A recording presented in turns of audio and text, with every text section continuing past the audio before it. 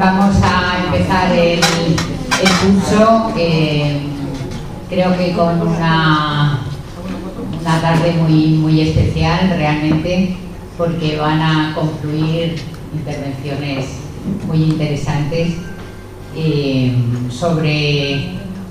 a raíz precisamente de la presentación aquí en Valencia de una asociación que se llama Hechos y Derechos, que tienen su origen en un grupo de mujeres sabias de Alicante, que como en muchas otras ocasiones ha surgido del encuentro y diríamos de la reflexión de mujeres que han estado y que están muy implicadas en el mundo del feminismo y que han sentido la necesidad de hacer genealogía, o como dice Elena Simón, genealogía, para construir una historia más veraz, una historia más completa en la que estemos incluidas las mujeres.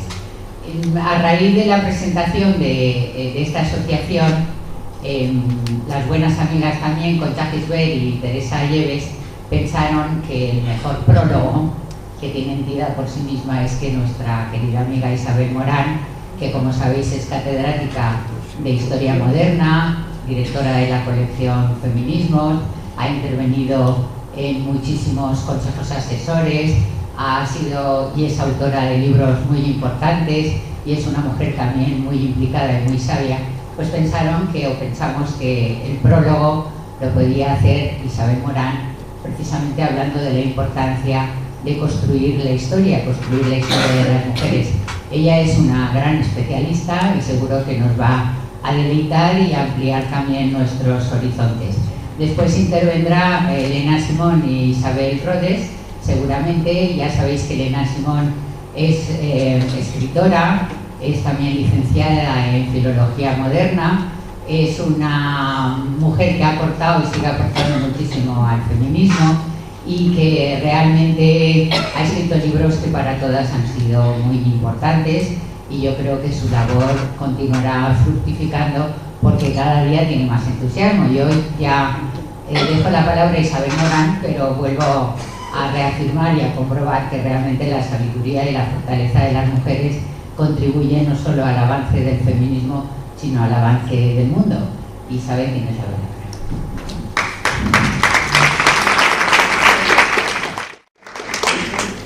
Sí. Bueno, agradecer la invitación es algo que no. ¿Ahora? A ver. ¿Ahora no está? Bueno, el 4. ¿Así?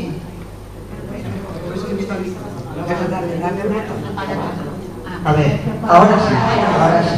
Vale. Decía que agradecer la invitación es algo que hacemos siempre que somos invitados a algún sitio, pero yo aquí lo he de hacer de forma especial, y lo he de hacer de forma especial porque la historia que voy a contar tiene mucho que ver con nosotras, con las que estamos aquí y con otras muchas que, como nosotras, iniciaron aquella tercera ola del feminismo. En realidad, sin aquello, yo no hubiera pensado, Dolores tampoco, Mercedes tampoco, no hubiéramos sabido pensar la historia de otro modo. Empezamos a pensar la historia de otro modo, de un modo más favorable a las mujeres, más justo, porque precisamente el feminismo nos estaba poniendo delante cuál era la problemática. La problemática era la invisibilidad de las mujeres en los libros de historia. Quiero decir con esto que la universidad me enseñó algunas cosas. Marlowe, un gran historiador, nos enseñó que para hacer historia teníamos que tener varios elementos. El primero y más importante era conocer la problemática de tu sociedad y ver de qué modo tú podías hacer preguntas al pasado para resolver esa problemática. Nos enseñó que hacer historia implicaba hacer una transmisión con el mundo perdido, con el mundo desaparecido, y que eso significaba unas técnicas, unos procedimientos, unas formas y también un modo de hacer un relato. Todas estas cosas las pudimos aprender más o menos en la universidad, pero en realidad las preguntas que yo me hice a partir de un determinado momento, aquellas que me llevaron a hacer la historia de las mujeres, Esas me las hice en otro lugar. Me las hice en esos debates, ¿os acordáis?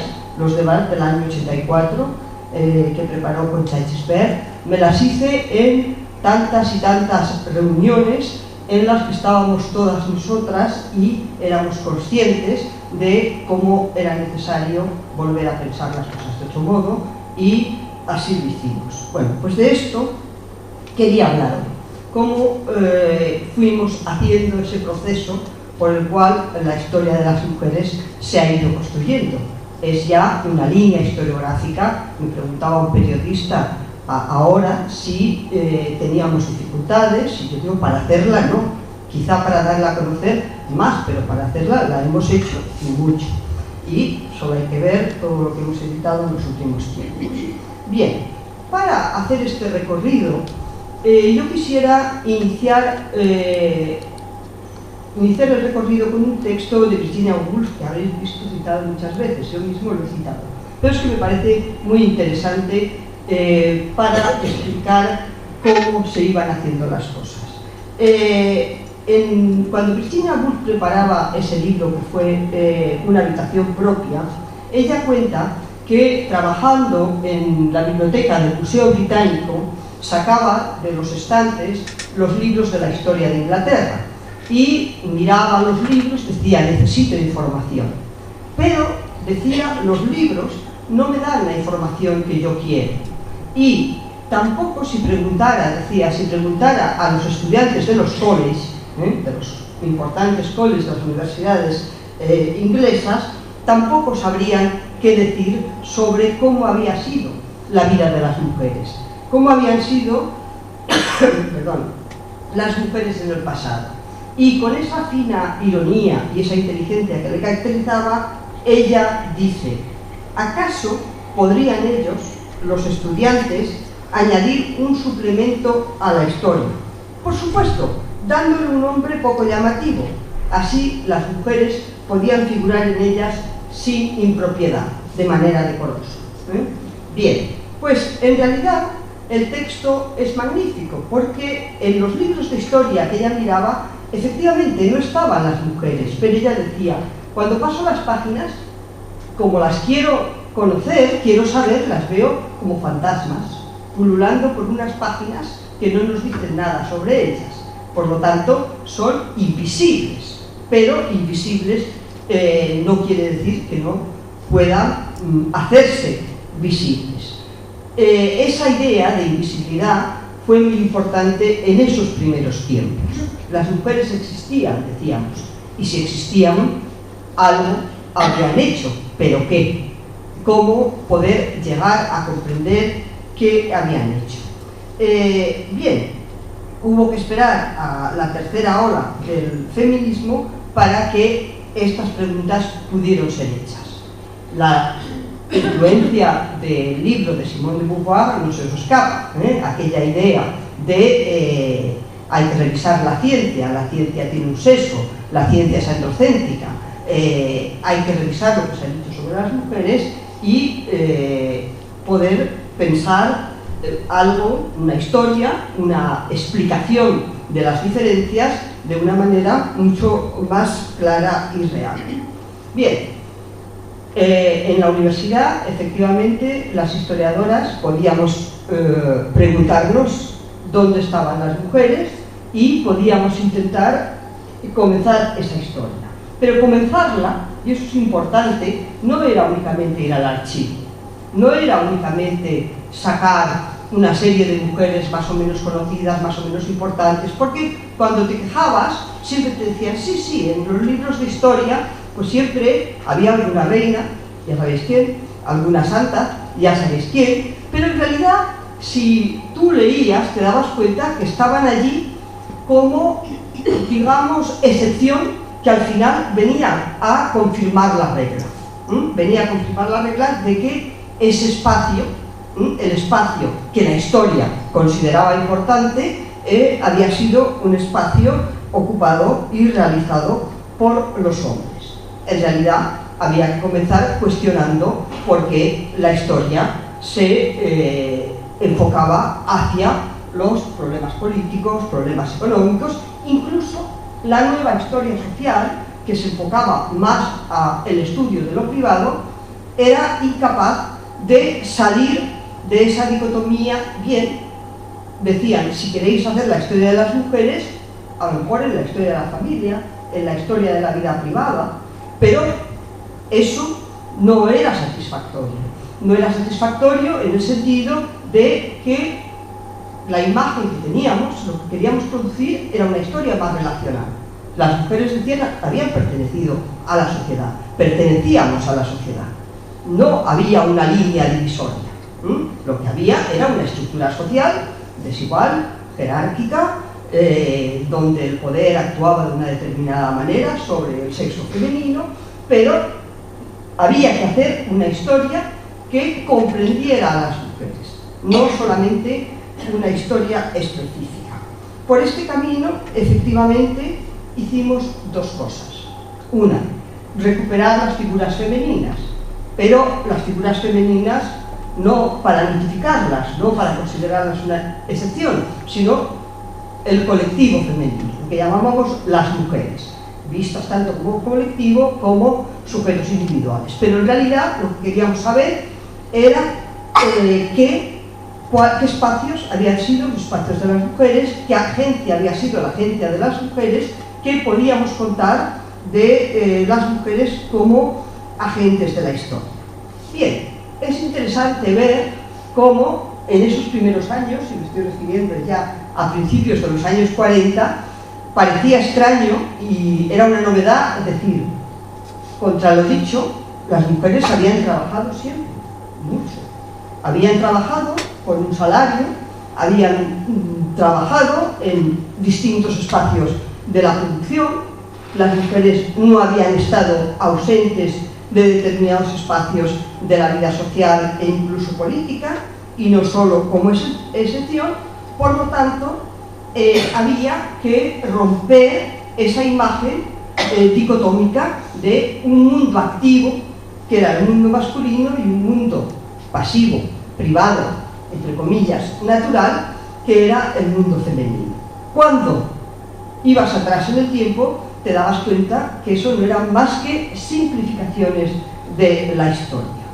Bien, en estos libros, y esto me parece importante, y luego me referiré a la imagen que tenemos detrás, en los libros que empezábamos a escribir, estábamos poniendo sobre el tapete, y eso es lo que explicamos ahora a nuestros estudiantes, estábamos poniendo en tela de juicio esa idea de un mundo femenino que era un mundo de la naturaleza, de lo privado, de aquello que no es político. Y nos dábamos cuenta que efectivamente, quizá en un momento histórico fundamental, en el momento entre el 18 y el 19, mientras se construye el orden de la modernidad entre los ilustrados y los liberales, lo que se está discutiendo y lo que finalmente va a ocurrir es efectivamente la profundización de esa separación de las naturalezas, y pongo naturalezas entre comillas, de los destinos, la idea tan rousseauiana de la naturaleza, así lo dice Rousseau. La naturaleza, dice, no fue generosa con las mujeres, porque en realidad la procreación les obligó a dedicar su vida, a dedicar sus esfuerzos a esto. En todo caso, decía, les dio, y esto ya parece un poco vergonzoso que lo diga un filósofo del que tenemos cosas buenas que decir, quizá les dio el poder de la atracción que ejercen sobre los hombres, y a partir de ahí ellas intervienen en el mundo de lo social, etcétera, etcétera. Bien, este tópico se convierte en un hecho importante, porque va a definir la historia de las mujeres. Esa idea de que la naturaleza es el destino de las mujeres y todo lo que ellas hagan en sociedad viene marcado a sangre y fuego por esa naturaleza. Bien, todas estas ideas que explico con mucha rapidez para no comer mucho tiempo, han sido investigadas, han dado lugar a una serie de textos a los que no me puedo referir en amplitud. Todas las historias de las mujeres que vienen apareciendo en América, que vienen apareciendo en Francia, y la nuestra, la historia de las mujeres en España y América Latina. 4 volúmenes, más de 100 autores, casi 4.000 páginas, y una historia desde la antigüedad a nuestros días. No es toda la historia que hemos hecho, pero sí puede mostrar efectivamente la existencia de una historiografía que se ha movido desde los años 80 hasta ahora en líneas diferentes. Podemos hablar de historia de las mujeres, podemos hablar de historia de la diferencia de sexos, podemos hablar de la construcción genérica de los sexos. Todos son formas, aproximaciones distintas de hacer la historia de las mujeres. Y con todas ellas, desde los años 80 hasta ahora, hemos cubierto un doble objetivo. El objetivo de la visibilidad. Hoy no se puede decir no hay una historia de las mujeres, la hay.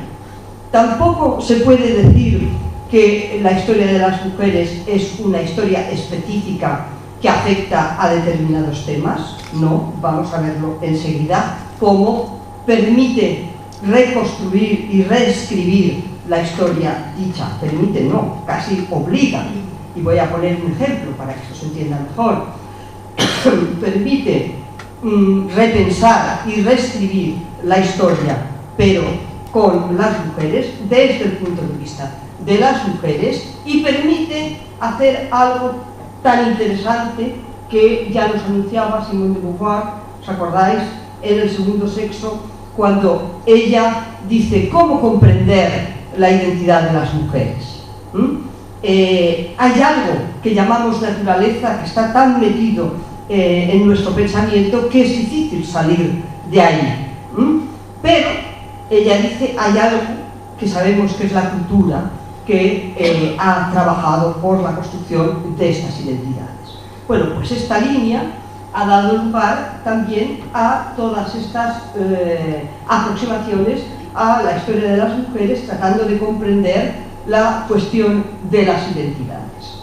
Y en la comprensión de esta cuestión de las identidades, que será la segunda parte de mi exposición, en esta primera parte hemos visto de manera general cómo se van sumando los temas que dan lugar a una mayor visibilidad y que dan lugar a la demostración de la agencia histórica de las mujeres. Y lo que ahora me interesa señalar, lo que me interesa destacar es cómo esta idea de una relación diferente entre lo público y lo privado, esta dicotomía de lo privado como femenino y lo público como masculino, es algo que existe en la mente de los filósofos, que por supuesto ha influenciado nuestra cultura, que por supuesto ha influenciado nuestra manera de sentirnos mujeres. Pero, eso es importante, el estudio de las biografías, algo que yo creo que es fundamental en la historia de las mujeres, y creo que es fundamental cuando tratemos de mostrar en imágenes lo que ha sido la historia de las mujeres, el estudio de las biografías nos permite decir mucho más sobre esta cuestión que planteaba Simone de Beauvoir. ¿Qué es una mujer o cómo se construye una mujer? Voy a tomar de manera muy breve algunas biografías en las que he trabajado particularmente o que son particularmente importantes para la historia de las mujeres. La primera de ellas, que habéis oído hablar de ella muchas veces, es Émile de Châtelet, una mujer ilustrada, la tienen ahí, que fue la primera traductora de Newton en Francia, una matemática, una científica que luchó por ser reconocida como un científico más dentro de lo que se llamó en aquel momento la República de las Letras. Mi contacto con esta señora viene con un libro que editamos en Feminismo, está aquí, El discurso sobre la felicidad, y la correspondencia de Madame de Châtelet. Esta matemática había escrito, en un momento de su vida, había escrito este pequeñito texto que es un tratado de la felicidad, pero un tratado de la felicidad en donde habla específicamente de la felicidad de las mujeres y de la suya propia. Y veréis cómo en su pensamiento y en su práctica de vida esta mujer no se acopla a esos parámetros de la naturaleza es el destino, sino que trata de construir su propio destino. Bien, tiene condiciones, porque pertenece a la nobleza, no todas las mujeres tenían las mismas condiciones, fue educada, pero ¿qué es lo que dice en este libro y que a mí me llamó la atención y que creo que es sumamente importante investigar en el pasado como en el presente? Dice dos cosas. Dice, la educación es quizá, la educación y el acceso al saber es quizá lo más importante para las mujeres. Frente a la idea de que la razón de las mujeres no puede ser una razón abstracta, no puede ser una razón filosófica, no puede ser una razón matemática, ella demuestra que no es verdad, que la suya, practicándolo, lo era. Bien, dice, y esto es importante para la felicidad de las mujeres. Dice, porque las mujeres, y ella no lo discute, no hacemos la guerra, no dominamos la economía, tampoco a veces los negocios, pero sí hemos sido educadas y cuando tenemos un deseo, una aspiración de saber, el acceso al saber, el saber nos sirve para formar parte de esa sociedad ilustrada, de esa sociedad que pretende cambiar el mundo, que pretende formar parte de esa república de las letras que quiere cambiar las cosas. Por lo tanto, ella, no solamente en la teoría del discurso de la felicidad, sino en la práctica, entiende que Newton es una gran necesidad y un gran placer para ella. Newton quiere decir estudiar Newton, al que tradujo y al que interpretó junto con otras teorías sobre la física del momento. El otro aspecto al que se refiere es el de los sentimientos. Fíjense ustedes, en el siglo XIX, en el siglo XVIII, estamos a mediados del siglo XVIII, la idea de que el sentimiento, la pasión y el sentimiento es algo que pertenece a la naturaleza de los humanos. Los humanos no somos solo una mente, no somos solo la definición de Descartes, somos también sentimientos, afectos, pasiones. Y recordemos que la idea de pasión ha asustado siempre a los moralistas. Ella lo dice en ese precioso discurso. Si alguien lo lee alguna vez, en la página 66, dice: los moralistas que nos niegan las pasiones no conocen la felicidad de los humanos, no conocen lo que los humanos necesitan para ser felices. Y dice, pasiones deberíamos pedirle a Dios si nos atreviéramos a pedirle algo, y pasiones al Papa en lugar de indulgencias. Bien, ¿qué quiere decir con eso? Era creyente, no. Bien, ¿qué quiere decir con eso? Quiere decir que esa idea del sentimiento, de los afectos, de los deseos, entra como una reivindicación de la subjetividad. Y esa reivindicación de la subjetividad interesa a las mujeres. Pero a la vez ellas son conscientes del desequilibrio de los sentimientos. Porque en la idea rusoniana, en la idea más extendida de la Ilustración, efectivamente, las mujeres no han sido siempre despreciadas con el vituperio. En eso debemos fijarnos que la historia de las mujeres, si miramos el Renacimiento, se hace el vituperio y se hace la alabanza. Y todo tiene el mismo efecto. El efecto educativo, el efecto de construcción de un modelo. Bien, pues aquí la Ilustración, cuando dice o pone en jaque la razón de las mujeres, les concede el sentimiento. En las novelas dieciochescas y del 19, las mujeres conocen y dominan el mundo del sentimiento. Pero conocen y dominan el mundo del sentimiento y eso implica que el amor es algo que se espera de ellas. Es algo que ellas darán a los demás. Y ellas no pueden más que estar de acuerdo, al menos estas. Estar de acuerdo en esta cuestión, pero reivindicar que haya un mayor equilibrio, que los sentimientos sean sentimientos compartidos por unos y por otros. Las mujeres no sean solo dadoras y haya otros solo receptores. Madame de Châtelet también experimentó ese conflicto en su vida, y razonable como era, cartesiana en un cierto sentido, cuando las cosas le iban mal con sus amantes, decía: me voy a París a estudiar a Newton.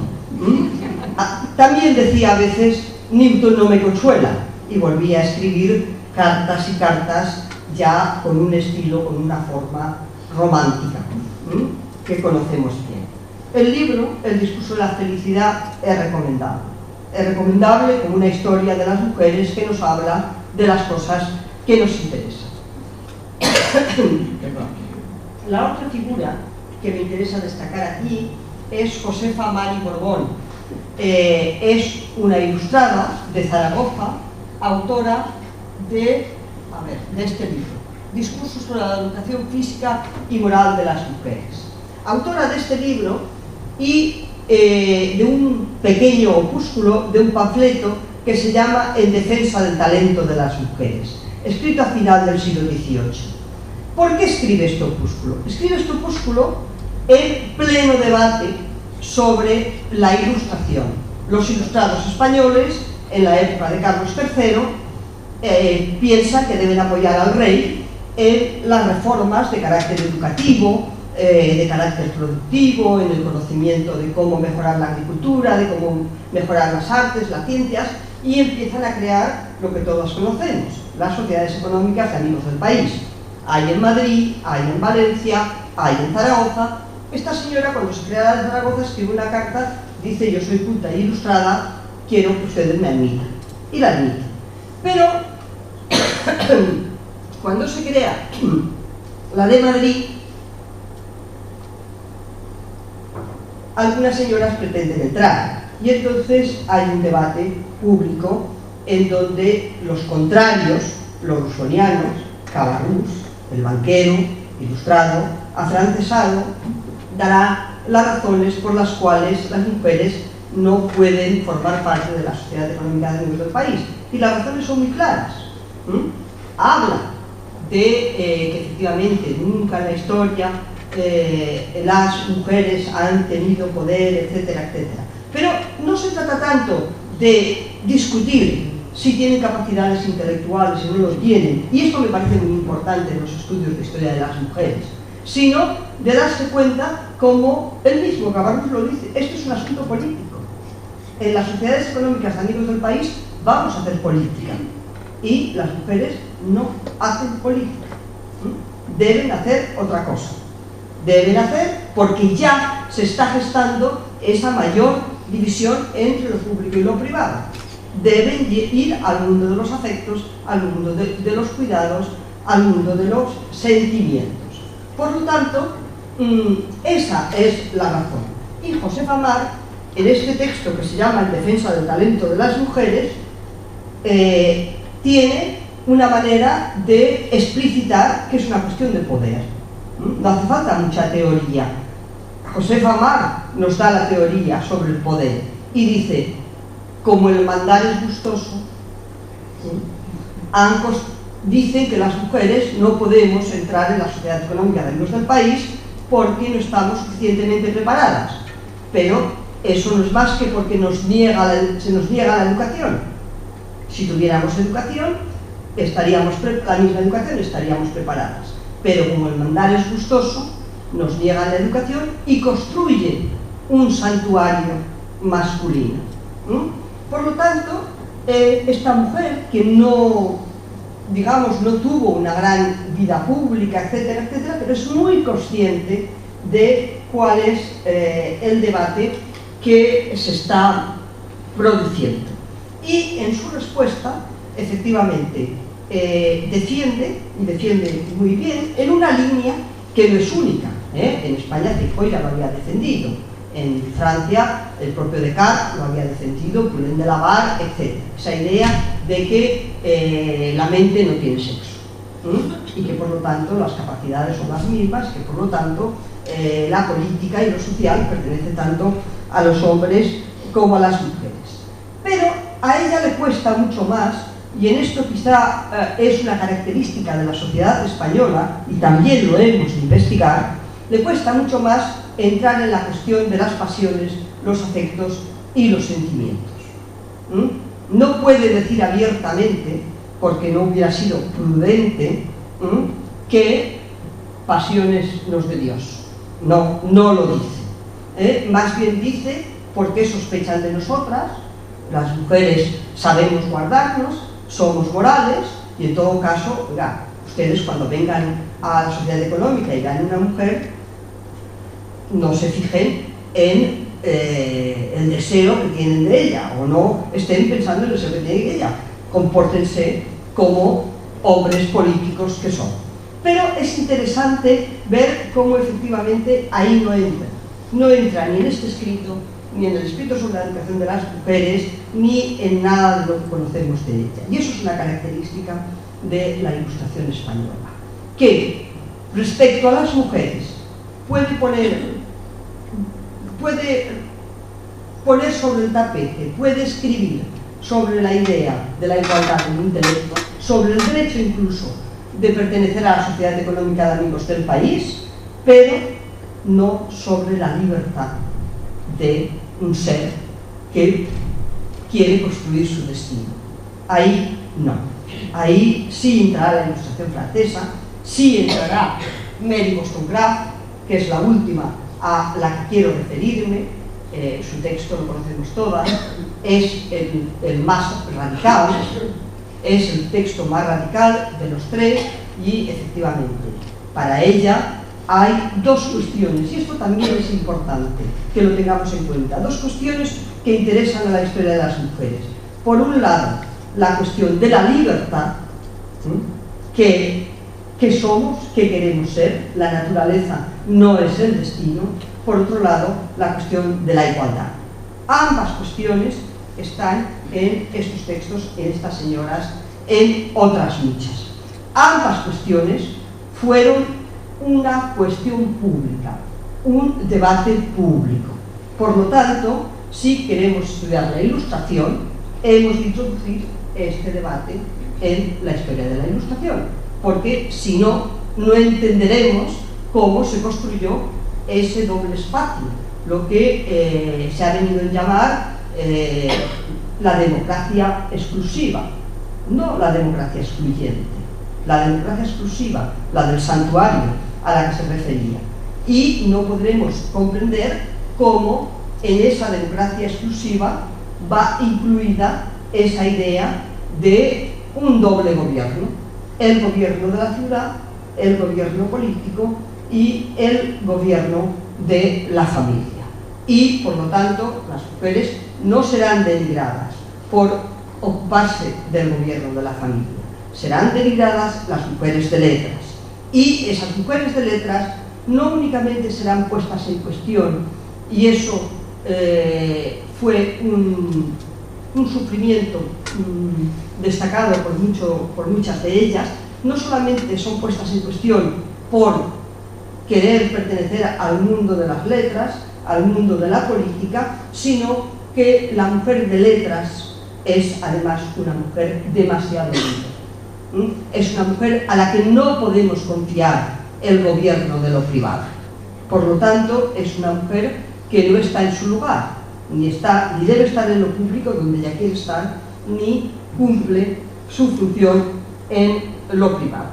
Bien, el triunfo, y voy terminando ya, el triunfo del modelo liberal conservador, y digo conservador porque creo que es importante decirlo así, porque hay un liberalismo ilustrado, radical, que al estilo de Madame de Châtelet defenderá esa idea de la libertad, de lo que ahora nosotros llamamos las libertades personales, pero el triunfo del modelo liberal conservador en Europa implica efectivamente que se consolida esa idea de un mundo de lo público, un mundo de la economía, que consideramos regido por la mano invisible de Adam Smith, por lo tanto, teóricamente no intervenido por la política, un mundo de la política regida por los hombres y un mundo en donde las libertades personales siguen siendo controladas desde fuera. Piensen ustedes en no ya las leyes después de la Constitución de Cádiz en España, todos los códigos penales desde el de Napoleón en 804, el de Napoleón, el Código Español posteriormente, las constituciones inglesas, etcétera, etcétera, todos van a establecer esa doble vía. Y cuando estudiamos Locke, cuando estudiamos Rousseau, cuando estudiamos los teóricos del liberalismo, efectivamente nos damos cuenta que no están hablando únicamente de una política separada de lo privado. No. Ese modelo liberal, conservador en muchos casos, engloba lo público y lo privado y lo interviene en un sentido de lo privado a lo público y de lo público a lo privado. Por lo tanto, ¿esto qué nos está mostrando? El carácter político, la importancia política que tiene la construcción de las identidades femeninas y masculinas. No era solo una cuestión de que las mujeres sean así o sean asá, sino que la sociedad sea así o asá, que esté construida como una sociedad sexuada y que efectivamente eso quede garantizado por la política, las leyes, las costumbres, las formas de entender la vida, etcétera, etcétera. Bien, digo todo esto porque efectivamente la ruptura de este modelo en donde lo privado y lo público están en una relación de dependencia, en donde lo privado viene construido y regulado, reglamentado desde el exterior. Y cuando digo regulado y reglamentado desde el exterior, es fácil hablar de leyes. Lo vemos enseguida. Cuando en el Código Penal se dice que las mujeres no tienen derecho a testar, o no tienen derecho a heredar, o no tienen derecho a la propiedad, es muy claro que eso es una discriminación. Pero en nuestros trabajos, en mis propios trabajos, no nos hemos fijado tanto en las leyes, que nos hemos fijado, sino en cómo, por ejemplo, los tratados educativos, el Emilio de Rousseau, plantea todo esto, y cómo Rousseau, que sabía de comunicación, deja sin publicar el Emilio y escribe una novela sentimental, La Nueva Loísa. Y un señor llamado Richardson en Inglaterra escribe Pamela o La Virtud Recompensada. Y un señor llamado García Malo en España, que traduce Pamela o La Virtud Recompensada, escribe La Serafina, Alfonso y Serafina o El Cariño Perfecto. Las mujeres aprendieron, los hombres y las mujeres, la sociedad aprendimos en las novelas.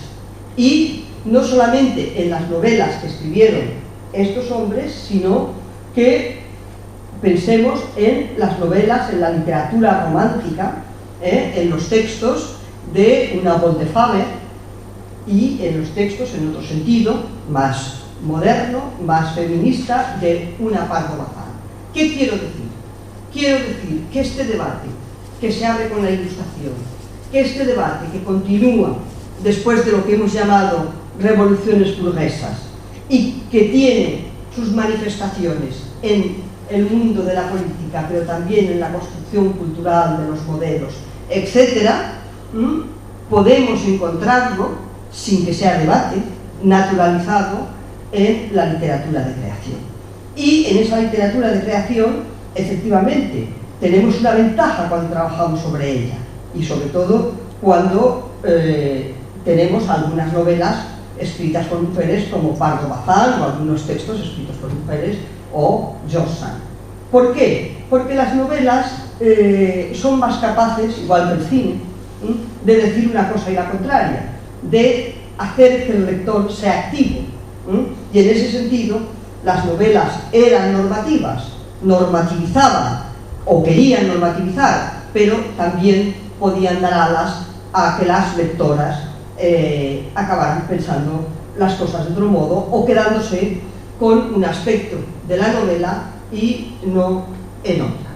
Bien, todo este modelo, como he dicho, y ya termino, se rompe precisamente con el modo en que los cambios sociales y políticos, todo está escrito en estos textos, por lo tanto, aquí, por lo tanto, no es necesario que yo lo cuente, pero desde finales del 19 hasta los años 60, que conocemos bien, hay unos importantísimos cambios sociales y políticos, y hay sobre todo un cambio en lo que podríamos llamar las vidas de las mujeres, el acceso a la educación, el trabajo remunerado, la libertad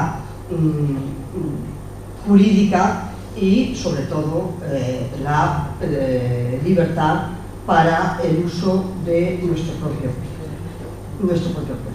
Bien, nos damos cuenta que esta historia, tal como la he relatado, nos permite pensar cuál es hoy la política en relación con la identidad de los sexos.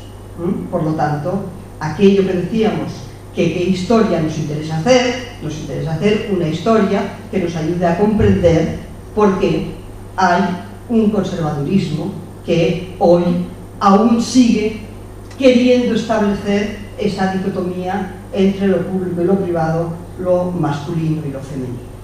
Bien, para concluir, hemos de volver a Virginia Woolf. Las mujeres hemos escrito un suplemento. Ella habla de suplemento, yo lo pongo entre comillas porque ella ironiza, pero efectivamente es un suplemento que es absolutamente necesario para que la historia sea universal. Sin las mujeres la historia no es universal.